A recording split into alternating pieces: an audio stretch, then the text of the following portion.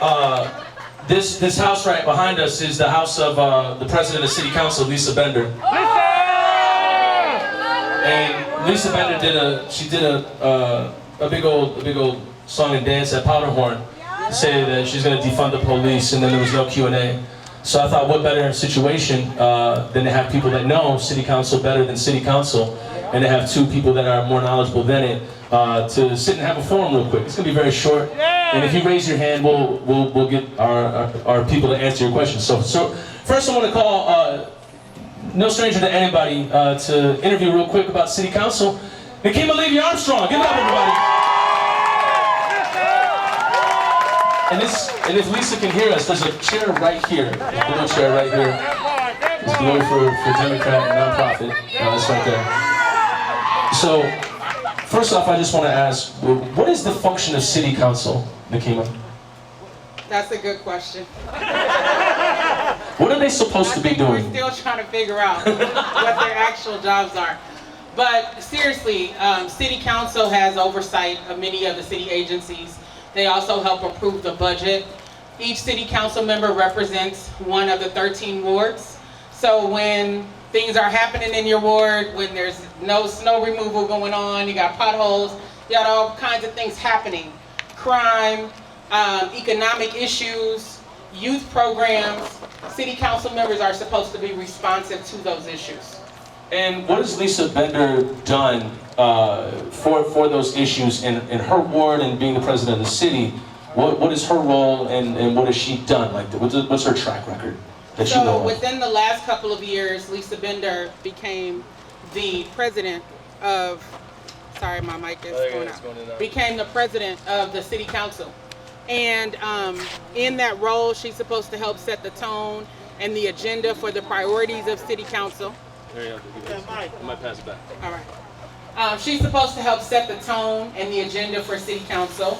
So she's done a couple things that have been concerning.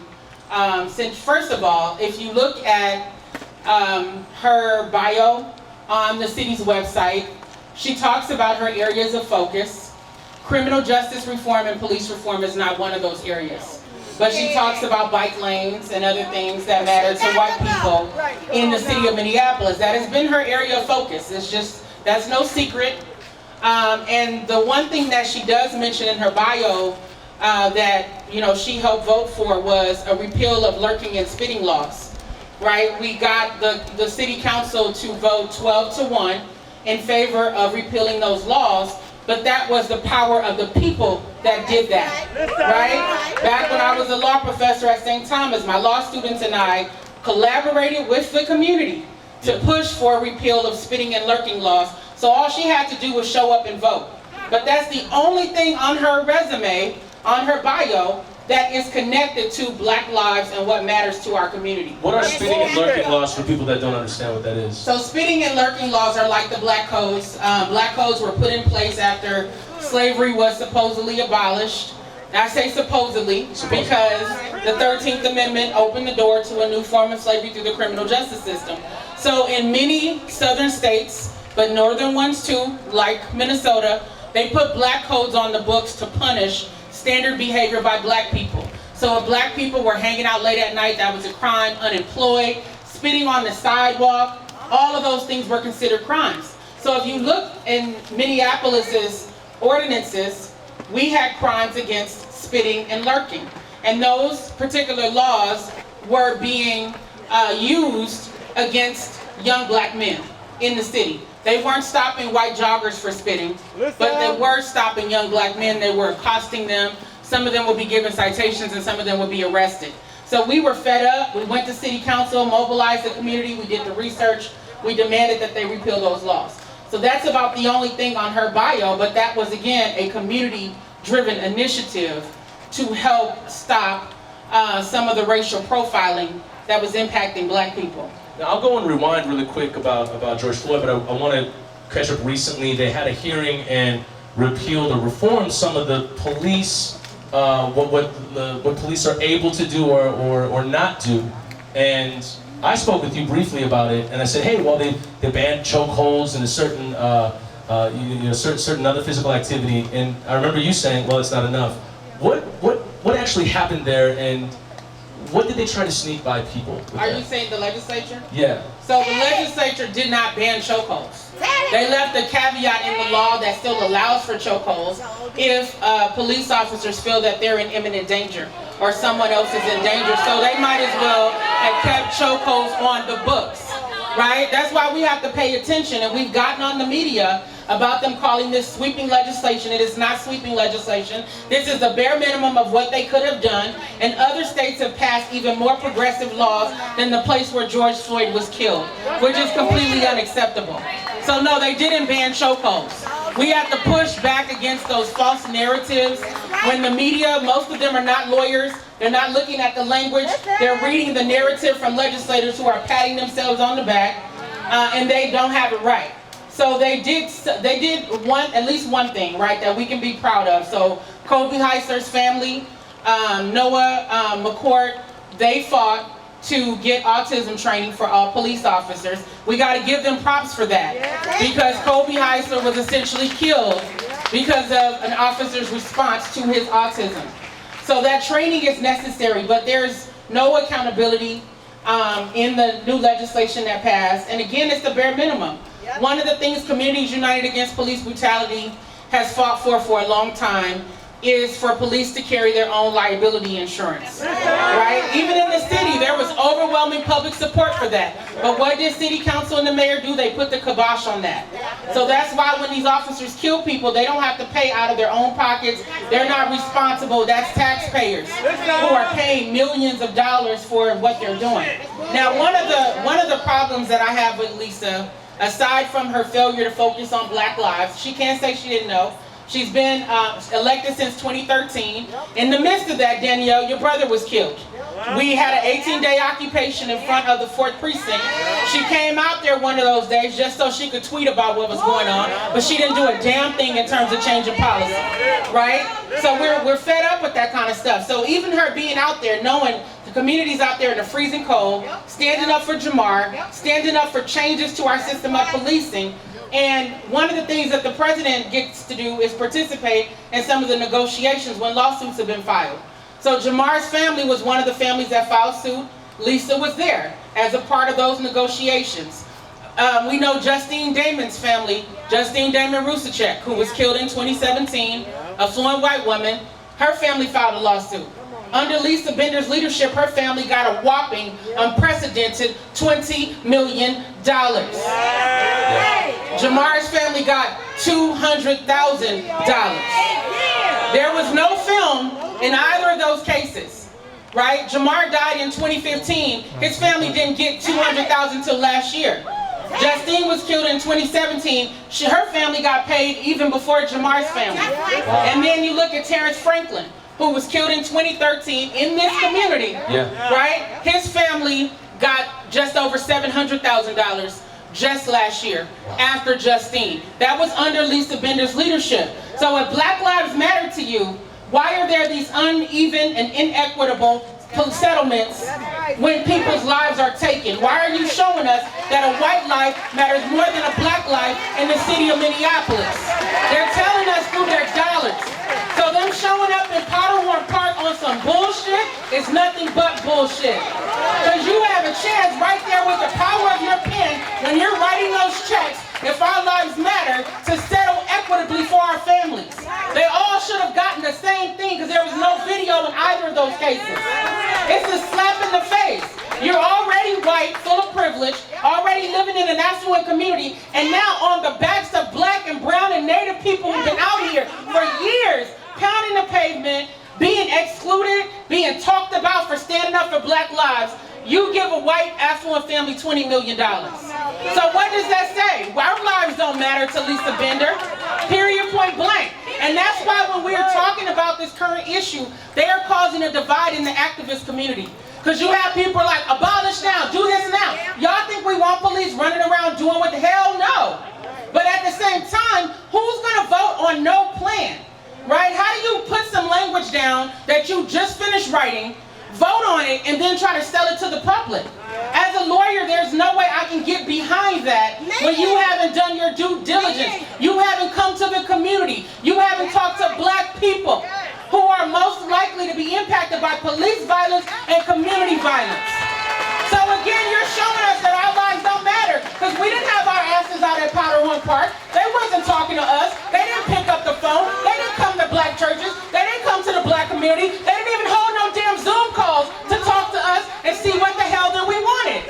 And y'all know damn well they're not out there talking to young black men, the one who's being accosted, the one who's being strip searched in alleys, the one who's being kicked down and beaten. They didn't talk to a single young black man, but they're trying to sell us some shit because they know that white people will jump on a bandwagon over some buzzwords. Equity, diversity, defund, abolish, cheerlead, cheerlead, cheerlead. That's not what the fuck we're doing today. We want the truth. We want you to exercise due diligence. We want our community to have what we need, because we're the ones suffering while you got a six-figure job and some damn benefits. Period. Yes. I'll wrap up with this before we bring David up. And I appreciate you giving everybody an education lesson.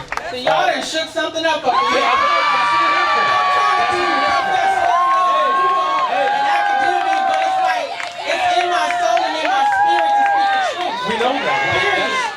If we can't get it from City Council, we might as well get it from people that care. So I'll wrap on this.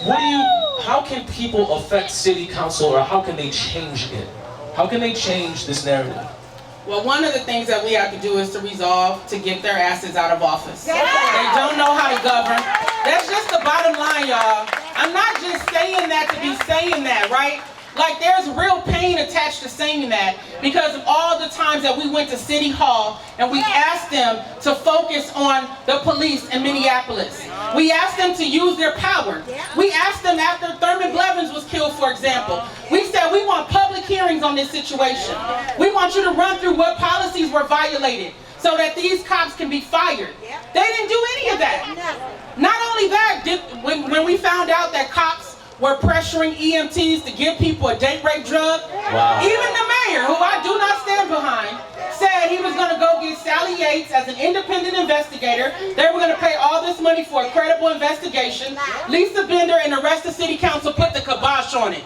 So there's been zero accountability for cops pressuring EMTs to give people a date rape drug. And many of those people were black and poor, and they didn't do a damn thing about it. So again, they're going to Powderhorn Park saying these things, but it's just lip service to gain national headlines and to look like they're doing something. They're selling people okie doke, and what we're telling you guys is don't fall for the okie doke. Hold them accountable. Ask the right questions. Demand justice. Show up at their houses and make them uncomfortable. There should be a for sale sign on her house, just like Mike Freeman's house. Period, point blank. Nakima, I don't want you to leave us, because we'll do a Q&A real quick, but we have David Bicking with us. I can write it down.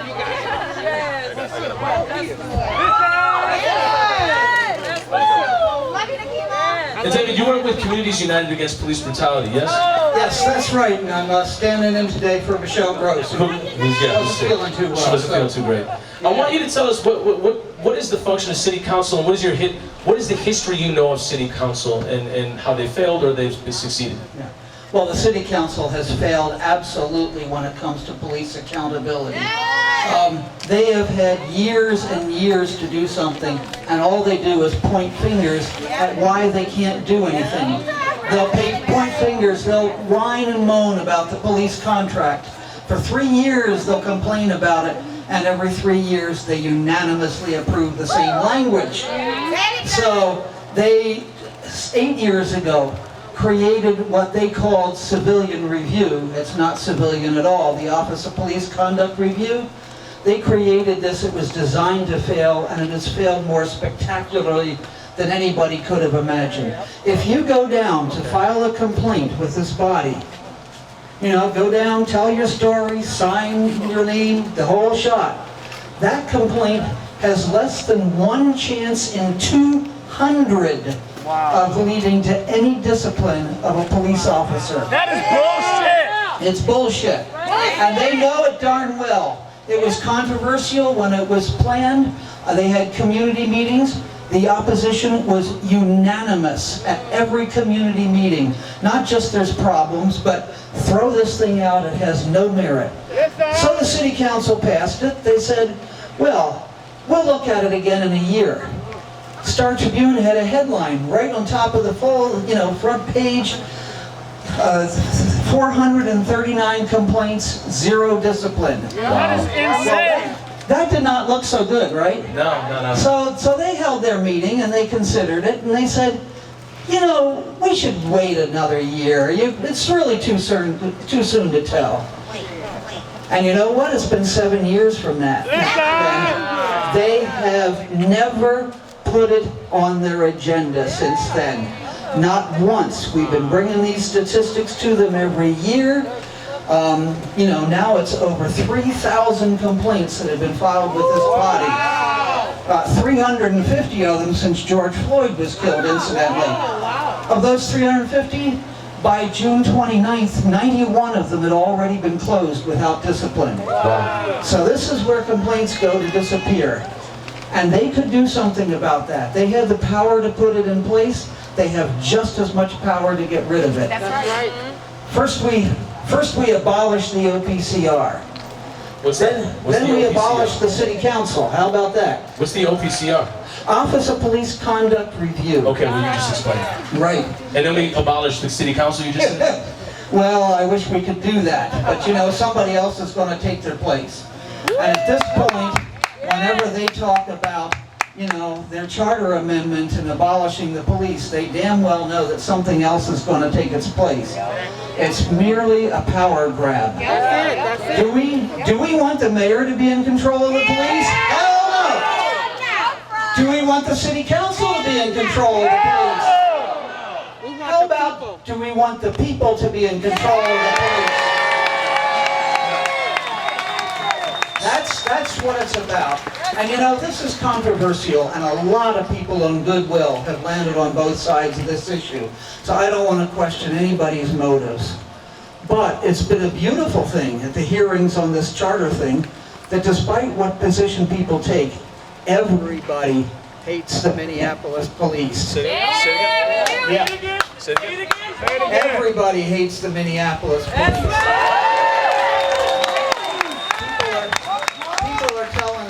Stories. It's not everybody in this city, but of the people who have been showing up, we have a groundswell of opposition. And we don't need to rely on the city council. They're not the ones for us to trust. That's right. It's got to be initiated with Nikema. What did you say? That it's the initiation of the initiative of the people. Yes. That's the power. It's always been the people. And that's absolutely true, and what's got to be true. This charter amendment, I think it's dividing the community. It is. I think it was designed to divide the community. We need to move forward together with our own power and not rely on the city council, who are not our friends. And they're not competent. Right. For years they're not our friends, and Nikema's right. They're not competent. Or if they are competent, it's even worse. Because they worded a charter amendment that wouldn't even work if you're out to abolish the police. It doesn't do that. What it does is put the police underneath another layer of another department, then reporting to 6 city council members in a committee, and then to the whole council of 13. That is many layers of accountability down. It's worse than what we have right now, and that's pretty damn bad. It's a disaster. So, they have also either forgotten or conveniently forgotten that when they crossed out the section that says the mayor has authority over the discipline of the police, they forgot to put in a new section saying who now would have authority over the discipline of the police. That's a great question. Yeah. This doesn't do what it's intended to do by the people who have found hope and found, people want something to happen, and we really understand that. But this is not the thing to do. We need to move forward in solidarity. David, I have a question for you before I turn it on to the audience. Is the function of the city council already crooked. There's no way to make it straight. There's no way to put people in the places of these council members to make it work? Or is there a way we could, if somebody were to replace Lisa Bender, hey, maybe we can get some work done? Or is it already broken from the start? It's broken. It's broken in the sense of, you know, it isn't broken, it was intended to work this way. But, you know, it is broken because we've had many people elected to the city council who have had a platform of police reform. And look what we've got. Over and over again. I think it's, you know, the idea we can vote in people who are going to do the job for us is not working. That's right. It's not working, and it's not going to work again. We have to see the city council for what it is. And you know, this city, it's a liberal democratic city, right? There's other cities that aren't so much. But every city in this country is run by the same people. It's the big developers, it's the downtown council, it's the Chamber of Commerce, it's the big banks, it's Target Corporation, whatever else it is. That is the basic problem here, and the city council works for them because they know they have to work for them. People have asked me many times, why hasn't there been any change? Why don't they do anything? Well, the status quo is very comfortable for a lot of people. And for a very small number of people, the status quo is extremely profitable. Right. And that is the power we have to fight, and that's the power that unfortunately the city council represents and will probably continue to represent until we make damn sure that we control the police, not the council or the mayor. Would you say that the status quo here in Minneapolis is basically white people that they're profiting for? Oh, absolutely. Okay. You know, I mean, one of the things I see is they talk about race equity downtown all the time, right? Everything they've got race equity, community action committee, and it's this and that and the other thing. We've got a city where the city council and the developers want the population here to grow from 400,000 to 500,000. Now there'd be an easy way to grow that population. We could repopulate the north side with people who've moved to Brooklyn Center and Robbinsdale. That's a great idea. But do you think that's the people they want here in the city?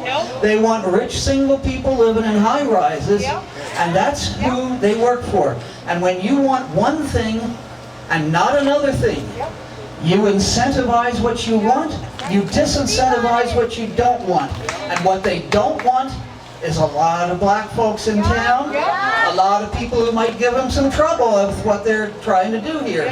What they do want is rich people.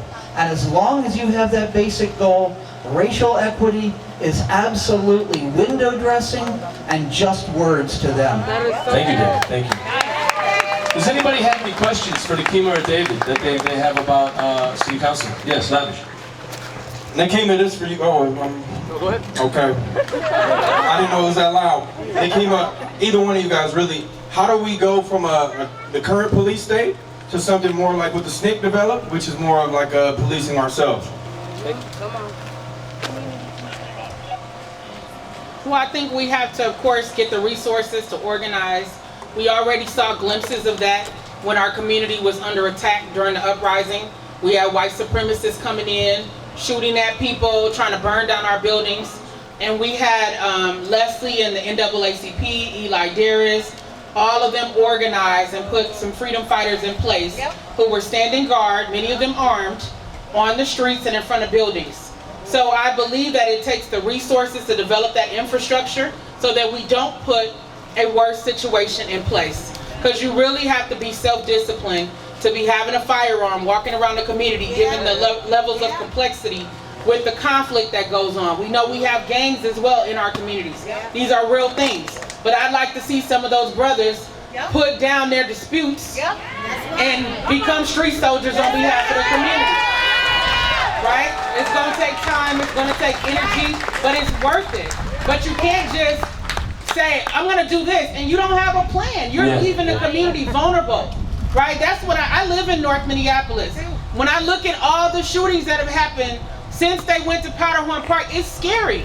Your child walking down the street, you don't know, honestly, if a bullet's going to be whizzing by because of the chaos they created. And I do believe part of that chaos could also be the police with their informants, with whoever they paying, because it is completely unusual, right? We got white supremacists coming in, stirring up violence. We got police with their informants and who knows how many layers of people they're able to activate and put to work.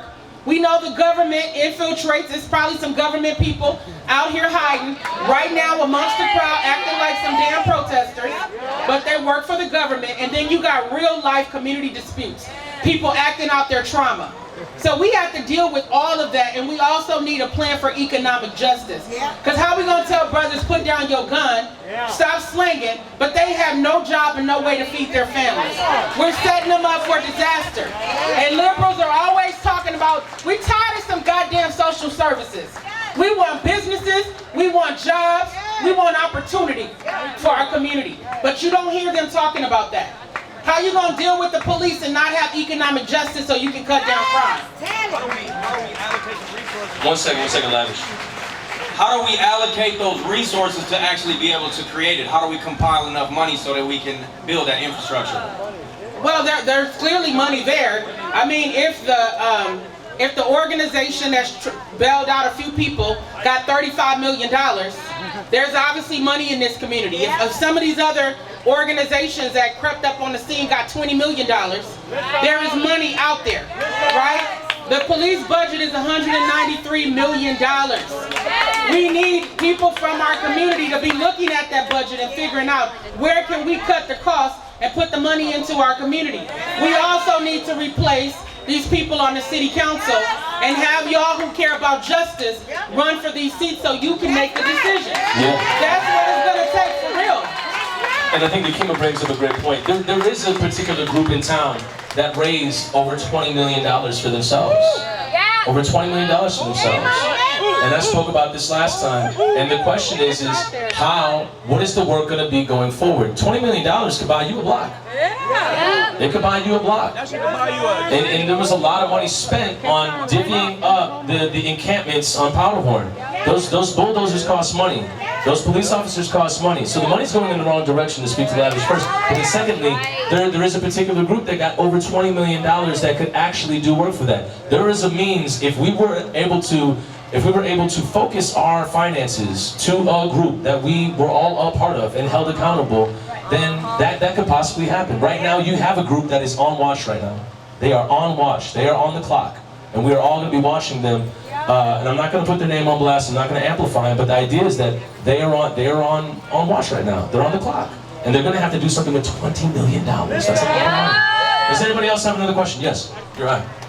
I want to know, what are some things that we can do once it starts to get a little bit colder that we can do to continue this fight, and us to use ourselves to speak and stuff like that, besides just marching and stuff? Like, what are things that we can do, like you said, city council, that are easily accessible for young people to do? Yes, good question. So, It's on. this one? Yeah. Okay. So I will say that I believe that marching is still important, even when it's cold, because in November of 2015, we was out there for 18 days in blizzards. Nothing stopped us. They thought they forced us, built bulldozers in the middle of the night. That's the only way we left the 4th precinct. That's right. So we do still need to march, because marching helps apply pressure to the system. When they think everybody is tired, everybody's cold, they think that it'll die down, but people need to see a visible representation of the people, like out there resistant with overcoats on, standing up and fighting and marching. But even while we're out here right now still marching, we are still working on policy things, right? We're still going to the legislature and testifying. We're on one-on-one calls with people. We're on Zoom calls with people. We're picking up the phone. Like Communities United Against Police Brutality, you guys came up with 44 policy recommendations that's on their website for how to shift what is happening in our system of policing. Right? I am definitely not running again. I did that one. For real, y'all. Y'all don't know what I went through. Trying to deal with white liberals, haters. It's a lot. But that's why I ran, to prevent someone like George Floyd from being killed. That's right. Right? But just because I'm not running doesn't mean you guys can't run. You have to be preparing your campaigns now. That's something that people can start doing in the winter time. Beginning to prepare your campaigns, because it takes almost a full year right, to raise money, get some name recognition out there so people put their signs in their yard, all kinds of things. So now is the time to start that. But we have to be multitaskers. We've never just marched and not dealt with policy, not gone off on the governor, not gone and called up legislators, not gone to City Hall and demanded change with City Council. So it's all multiple pronged. Everybody just figures out, where do I fit in, and then you get in where you fit in and you keep going.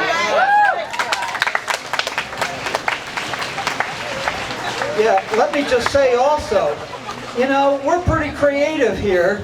In the time of COVID and all that, it's a hell of a lot harder to organize, and it's amazing how people have been organizing. We've learned how to do Zoom and all kinds of other things I never thought I'd do. But, you know, we're being creative here tonight, because it used to be we could come to the City Council, we could come to the meetings, we could testify at their public hearings, we could hold signs, we could boo, and we could cheer. And we can't do that now. We can show up one at a time on the phone and get no feedback from anything. It's rough. It's real rough. There's a lot of things that are much harder to organize now. But here we are in front of Lisa Bender's house. That's right. Because she doesn't come out in public anymore. You can see her in a Zoom meeting on City Council, and that's it. So, Was she much for talking to the people before COVID? well, no, not actually. About bike lanes. Yeah. About bike lanes, yes. Yeah, but you know, but she had to show up at the City Council chambers, you know, and she had to be in her office But how some of did the they time. show up at Powderhorn Park if they worried about COVID? Yeah. I said, how did they show up in person at Powderhorn Park if they're so worried about COVID? It was about pandering to a certain crowd, not about the people represented here in Minneapolis. Exactly. And when I looked at, if you were at Powderhorn watching that, it was almost entirely white people. It was almost entirely white people. So it's very interesting to see seas of white people saying, yeah, defund the police. And you have no black people involved in the conversation. And so it was very strange. And Alondra Cano was saying unicorns and rainbows. And I didn't know what she was saying at all. And that's literally what she said. I'm not making that up. No, it's the truth. She literally said that. We have another question from somebody. Yeah, you guys, I love how you guys like laid out how they have multiple tentacles that they draw their sources of power from. Whether it is the endless consumerist sludge that Target tries to push on us, or whether it is the expensive high-rises, they have a lot of sources of power. Yep. Which of their sources of power is most vulnerable, and how do we take it from them? That's right. That's right. I think their political power and their political capital is the most vulnerable. Now y'all see how they captured all these national headlines after that shit show in Powderhorn Park. And they're like, we're gonna do this, we're gonna do that. And then what did they just do today? They only sliced 1.1 million off of the police budget. But you're telling people you're gonna defund, right? Stop lying. That's political power that they were trying to leverage so that they could seize more power. But once we started putting out the true narratives and telling the truth about them not doing a damn thing all these years and not being serious about black lives, that started to erode some of their political power and momentum. So that's why we're trying to put the truth out here. So people understand they're trying to hoodwink and bamboozle you and get you to agree to something that none of us signed up for. We should be able to craft a plan as the people of what we want to see for our city and making sure that we're focused on protecting our most vulnerable residents. They have never had our best interest in mind. So why anyone would think that they would now because of George Floyd, I don't understand it. Okay. Right? It's not reality.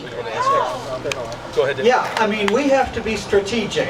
We look at a city council who had to cut like 15% from the budget, which is a lot, and frankly not easy to do. But they cut a lot less from the police budget than they cut from any other budget while they talk about defunding the police. Exactly. They just did that this morning. And they've got this charter amendment, and you know, people want to vote on something, and absolutely I go along with that. They've kept us from voting on the stadiums. They've kept us from voting on police insurance. But now they found something to vote on. Right. But what is powerful? The vote is powerful. We have power in that. But what's more powerful than voting? Choosing the question. That's the power. And that is a power that the City Council has abused. What should the question be? Well,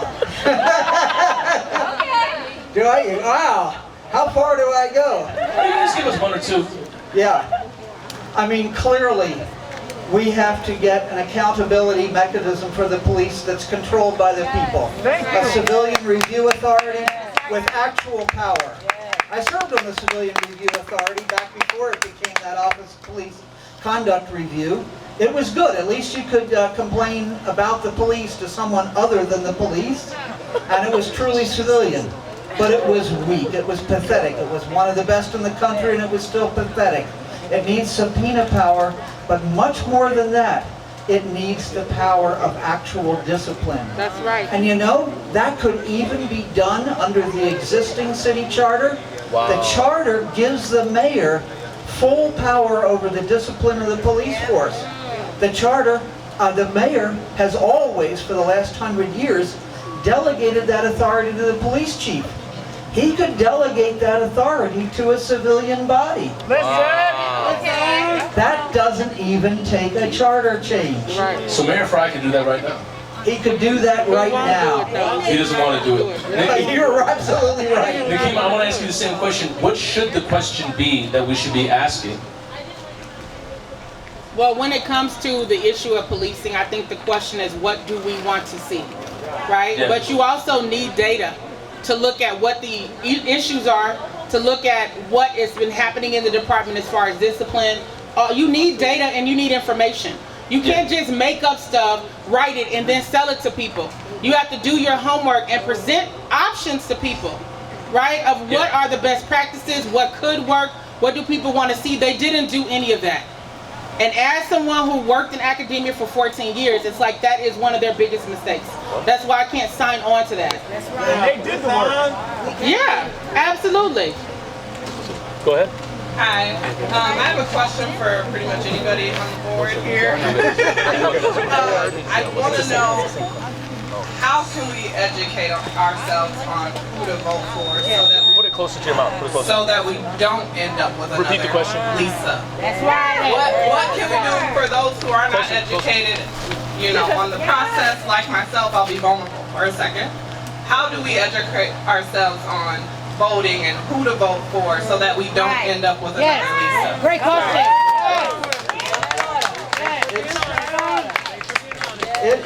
That is a really, really tough question, because the way the candidates present themselves is not the way they govern later on. There were people who got the endorsement of our revolution, and whatever you think about that group, at least they were trying to hold the candidates to something. They have been able to hold the candidates to nothing. It is important to run for office. It's important to put the pressure on that. It's important to vote on that. I say that, I mean, I ran for city council twice myself, and I agree with Nikema. Oh my God. Well, it's for someone younger than me. She's young enough still. But, you know, it's very, very hard to get somebody good elected, but you can put some pressure on them. I like to think that the incumbent who I ran against had to watch over his shoulder just a little bit. When you keep up the action between the elections as well. And that gives us some power there. But boy, the electoral arena is probably the toughest one of all. We've got a lot of things we can do though in between marching. And she talked about data. There is so much good and important research to be done. Frankly, this is one of the things Community United Against Police Brutality does. Yep. We get data from the city, we have to fight for it. We've won 5 lawsuits against the city so far, and we have 2 more going right now that we are going to win. Because they hide the data from us. And you know why they hide that? Because of what it shows.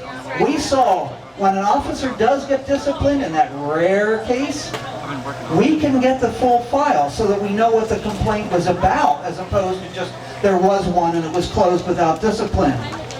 There was an officer, Troy Carlson, who came across, it was a high-speed pursuit. The uncle was in the passenger seat, had no idea the car was stolen. To stop the thing, he threw the car into park at 80 miles an hour. Doesn't do a car a lot of good. If caught on fire, the cops are right behind him. He gets out, does exactly the right drill. Puts down his cane, he's an older guy, puts down his cane, goes flat on the ground with his arms stretched out. There is no dispute, the camera was on, the investigators had no dispute. He did nothing whatsoever to resist. Officer Troy Carlson came down, put the full weight of his knee on his neck, ground his face into the pavement, chipping teeth top and bottom. I fear this sounds somewhat familiar. Yes. But on top of that, he punched him hard in the back of the head and in the back, and then handcuffing him, brought his left arm so high up that they could hear it snap. Come on now. Oh my God. Broke his arm. This is all documented. There is no dispute about it. This was brought as a complaint to the Office of Police Conduct Review. That officer got a 40-hour suspension. 1 week of unpaid vacation. And that is something we would know nothing about, except for years and years of effort to try to get this kind of documentation. So that is just one small example. There's a lot we can do.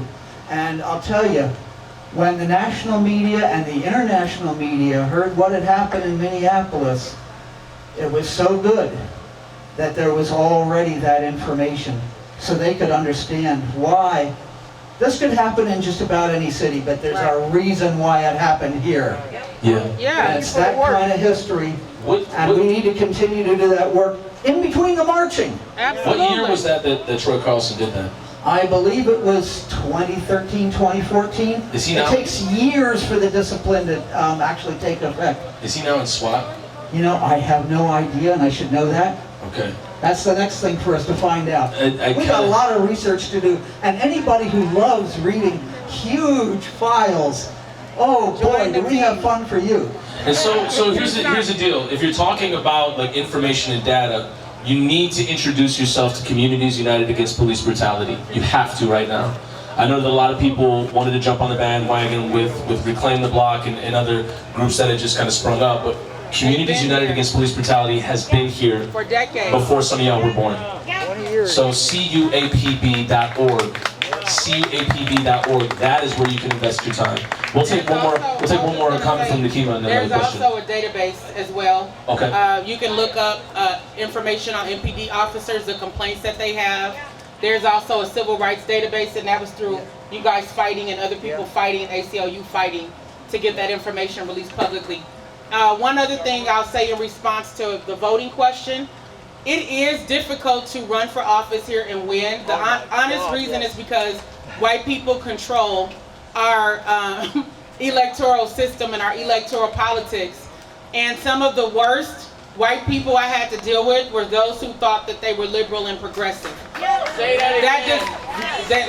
who thought they were liberal and progressive are some of the worst white people I have had to deal with. And part of it is because they think, because they support certain candidates, they vote for certain things. That does not equate to being anti-racist. Right? It is not an anti-racism agenda. Some of the worst racism I dealt with were from people who claim that they care about black lives, who got the signs in their window, who talking about all are welcome here. But they're not serious about black people.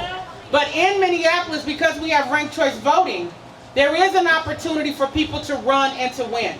But you have to be willing to buck the system, right? So that means you might not seek the DFL endorsement, to be honest with you. That means you might have to use guerrilla tactics to fundraise and get the word out and not use their systems, because how many DFLers have run our city and allowed Minneapolis police to get out of control? That's the bottom line. I vote DFL, but I also understand the need to hold them accountable, because they are responsible for why our police force is the way that it is. So you gotta be willing to buck the system, but it can be done. And the difference here, when I ran in 2017, like our movement was only maybe 2.5 years old and we had been out marching, right? Now, whoever runs and you've been out here, that's 5 years of being with the people. So you have more authenticity, more credibility. If when you're saying you care about justice and police reform, you put some skin in the game. The rest of them were just talking heads, talking a good talk, but they never put in any of the work to get those seats. So that's why I think 2021 can be different, but it starts right now. Make a decision to run. And if you are a white person, you might decide to run. If you see a qualified person of color who's been putting in work, get the fuck out the way. You don't have to take up every seat. Put your money, your time, your resources, and your power behind a BIPOC candidate who's going to stand for our people and speak for our people and advocate for our people and do the damn thing for our people. Because we're tired of business as usual.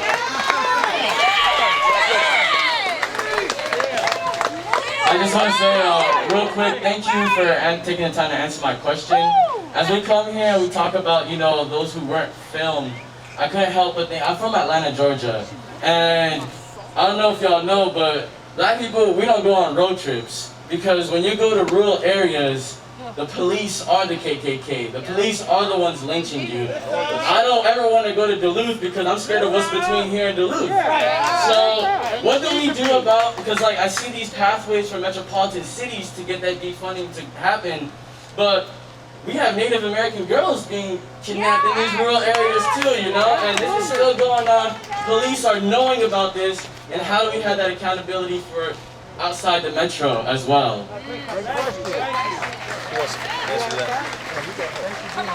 I think that we have to figure out who the allies are and who the people of color are in those areas. So just a recent example, when y'all jumped on a bus and went to Baxter, Minnesota. Initially, I'm like, I don't know if it's any black folks in Baxter. I don't know if it's any allies in Baxter.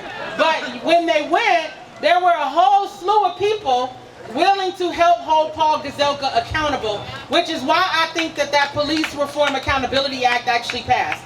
Even though it's watered down, it wouldn't have happened if people hadn't gone to Gazelka's territory and gave him that business. So we have to organize. Like, I've gone out, Lord have mercy, an hour or two away to a Sheriff's Association meeting when we were trying to push for the largest gang database in the state, GangNet, to be dismantled, which we successfully did in 2008. We're the only state in the country to be able to dismantle GangNet. But when we went, for real, we worked hard. For real, but when we went out to the sheriff's meeting, it was the sheriffs from around the state. I walked in, I swear to God, I felt like I was at a Klan meeting, because every single sheriff was a white man. There might have been 2 white women or something, but everybody was a white man. So we have to encourage allies to run for some of those seats in these different places so that they can hold those government officials accountable. Allies need to mobilize. Some of y'all got family that live in the same rural areas he's talking about. How are you convincing your family members to join the movement? Use your power and your privilege and go off if you have to, but get them to join the movement and to do their part. They can write op-eds, they can mobilize people, they can get on the phone, they can get on Zoom calls. All of it is important. But the bottom line is pressure, right? It's through the pressure that all of this worldwide uprising has happened. We haven't been asleep all these years. When people thought we were crazy, when we were shutting stuff down, we out in the freezing cold. Now we see that the world is looking at Minneapolis, and they know now there's black people here.